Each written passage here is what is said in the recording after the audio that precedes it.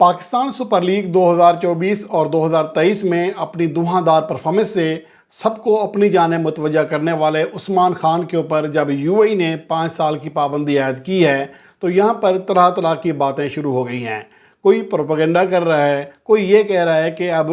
عثمان Khan you اے ای جا تک نہیں سکیں گے۔ تو اس کے حوالے سے حقائق کیا ہیں، کتنا نقصان ہو سکتا ہے عثمان خان کو، اس کے اوپر بات کریں گے۔ اور اس کے علاوہ شاہین شاہ آفریدی جو کہ کچھ غلط فیصلے ضرور کر رہے ہیں، کچھ باتیں ایسے ضرور کر رہے ہیں جو کہ ان کو نہیں کرنا چاہیے، لیکن اس کے ساتھ ساتھ ان کی پرفارمنس کے اوپر بھی غلط پروپیگنڈا شروع کر دیا گیا ہے۔ حالانکہ انجری کے بعد جب واپس آئے ہیں تو ان کا ماسوائے ٹیسٹ فارمیٹ کے دیگر فارمیٹس میں کارکردگی بہتر ہی رہی ہے۔ اس کا جائزہ بھی اس رپورٹ کا حصہ بناتے ہیں۔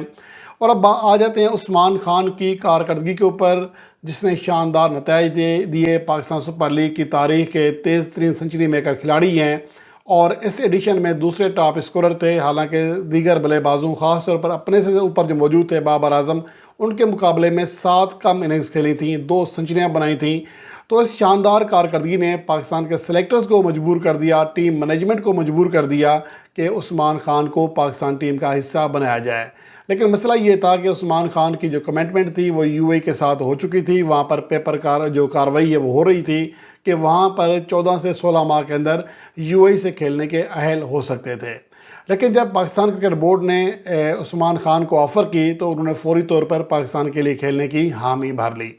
اب جس کا اندیشہ تھا وہ یہی ہے کہ یو اے نے عثمان خان پر 5 سال کی پابندی عائد کر دی ہے۔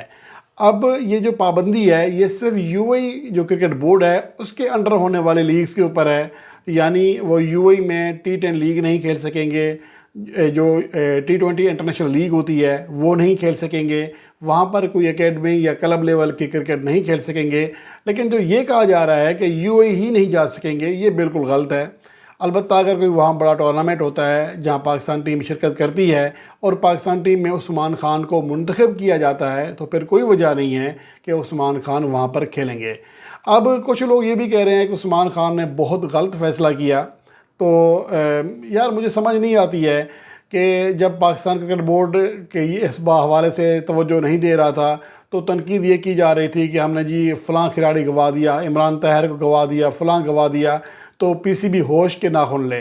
پی سی بی نے اب عثمان خان کو راضی کر لیا کہ وہ پاکستان سپر لیگ میں جو پرفارمنس دی تھی اس کے بعد وہ پاکستان کے لیے کھیلیں، تو اب بھی تنقید کا نشانہ بنایا جا رہا ہے کہ جی عثمان خان نے بھی غلط فیصلہ کر دیا ہے۔ تو میرے خیال میں عثمان خان کا فیصلہ غلط نہیں ہے۔ ایک تو یہ کہ انہیں جو تسلی آپ کو اپنے ملک کے لیے کھیلتے ہوئے ہوتی ہے وہ آپ کو کہیں نہیں ہو سکتی۔ دوسری بات یہ ہے کہ پاکستان اور یو اے ای کا کوئی مقابلہ ہی نہیں ہے۔ یو اے ای ایک ایسوسیٹ ٹیم ہے، ان کے پلیئرز کو T20 لیگز میں بھی وہ درجہ نہیں ملتا جو کہ ایک انٹرنیشنل یا بڑی فل ممبر ٹیم کو مل سکتا ہے۔ اور انٹرنیشنل پلیئر کا ٹیگ لگنے کے بعد عثمان خان کی جو ویلیو ہے غیر ملکی لیگز میں وہ بڑھ جائے گی۔ یہ الگ بات ہے کہ وہ T20 انٹرنیشنل نہیں کھیل سکیں گے، T10 لیگ نہیں کھیل سکیں گے، لیکن باقی دروازے ان کے لیے کھلے ہوئے ہیں۔ تو یہ بات بالکل غلط ہے، کیونکہ جس طرح کی پرفارمنس دے دی ہے عثمان خان نے، اگر وہ پرفارمنس وہ پاکستان ٹیم میں کھیلتے ہوئے دے گئے تو آپ یقین کریں کہ عثمان خان ایک بڑا سپر سٹار بن کر ابھرے گا۔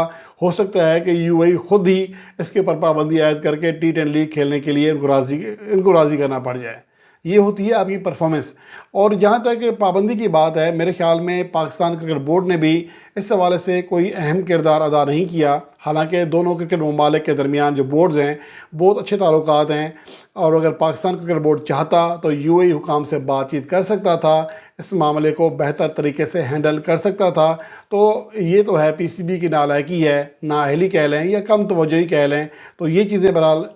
پی سی بی کو چاہیے کہ کرنا چاہیے کہ ایک کھلاڑی آپ کے اوپر ٹرسٹ کر کے آ رہا ہے تو اس کے اعتماد کو خراب نہیں کرنا چاہیے۔ اور اب آ جاتے ہیں شاہین شاہ آفریدی کے اوپر،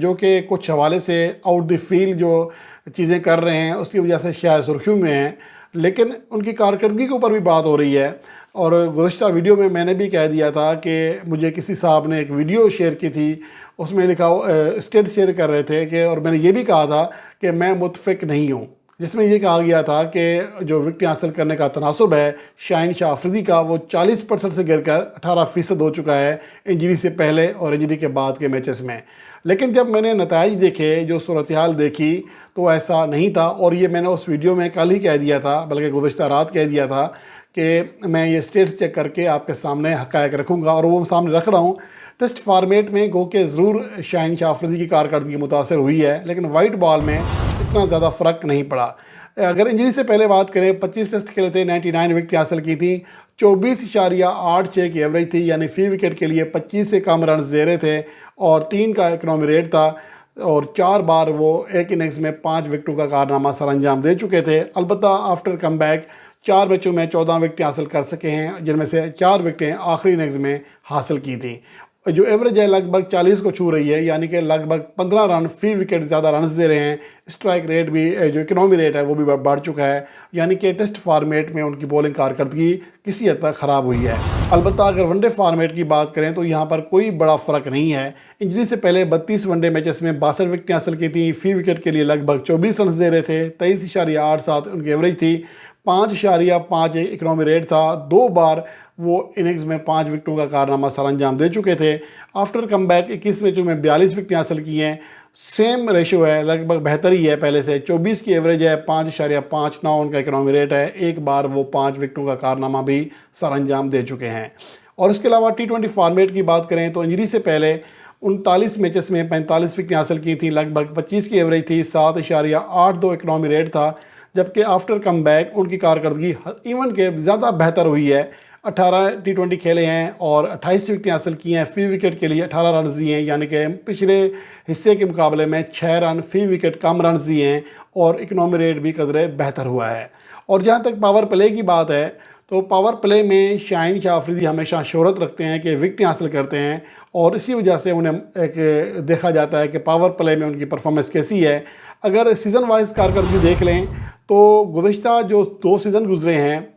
2021 اور 2022 کے، تو اس میں ان کی پرفارمنس زیادہ بہتر تھی ایوریج کے اعتبار سے اور کسی حد تک اکنامی ریٹ کے لحاظ سے۔ 2023 کا جو سیزن ہے وہ پاور پلے کے اعتبار سے شاہین شاہ آفریدی کے لیے اچھا نہیں تھا۔ 37 اننگز میں صرف 20 وکٹیں حاصل کر سکے تھے، اور فی وکٹ کے لیے 29 رنز دے رہے تھے، 8.13 ان کا اکنامی ریٹ تھا، 84 چوکے اور 4 چھکے کھائے تھے۔ لیکن 2024 میں گو کہ وکٹیں کم حاصل کی ہیں، لیکن ان کا اکنامی ریٹ ایک بار پھر بہتر ہوا ہے۔ البتہ پاور پلے میں وکٹیں حاصل کرنے کی جو اہمیت ہے وہ اپنی جگہ ہوتی ہے، اس لحاظ سے یہ کہا جا سکتا ہے کہ پچھلے 4 سیزن میں 2024 کا سیزن ان کے لیے کسی حد تک مایوس کن ہے، کیونکہ یہاں انہیں وکٹیں کم ملی ہیں، صرف 10 وکٹیں حاصل کی ہیں، اور پاکستان سپر لیگ 2024 کے حالیہ سیزن میں، یعنی 2024 کے ایڈیشن میں پاور پلے میں وہ صرف 3 وکٹیں حاصل کر سکے تھے، جبکہ دیگر کئی بولرز ایسے ہیں جو کہ اس کے مقابلے میں زیادہ وکٹیں حاصل کرنے میں کامیاب رہے۔ میر حمزہ نے، محمد علی نے، زمان خان نے 5 وکٹیں حاصل کیں، حنین شاہ نے، نسیم شاہ نے 4 وکٹیں حاصل کیں۔ لیکن اوورآل اگر دیکھا جائے، شاہین شاہ آفریدی کا اکنامی ریٹ 6.42 رہا، جو کہ کسی حد تک بہتر ہے، اس کو آپ خراب نہیں کہہ سکتے۔ سم ٹائم آپ کو وکٹیں نہیں ملتی ہیں، کوئی ایک آدھ سیزن خراب بھی چلا جاتا ہے، جس طرح فخر زمان کا یہ سیزن خراب گزرا، اس طرح اور بہت سارے ایسے کھلاڑی ہیں جن کا کوئی ایک سیزن خراب جاتا ہے۔ تو اس لیے میرے خیال میں اوورآل امپیکٹ دیکھیں تو انجری کے بعد اتنی زیادہ صورتحال خراب نہیں ہے جتنا کہ بتائی جا رہی ہے، لیکن امید کرتے ہیں کہ شاہین شاہ آفریدی اپنی پرفارمنس کے اوپر ضرور غور کریں گے اور باقی چیزوں کو چھوڑ دیں گے اور پاکستان کے لیے اچھا کرنے کی کوشش کریں گے۔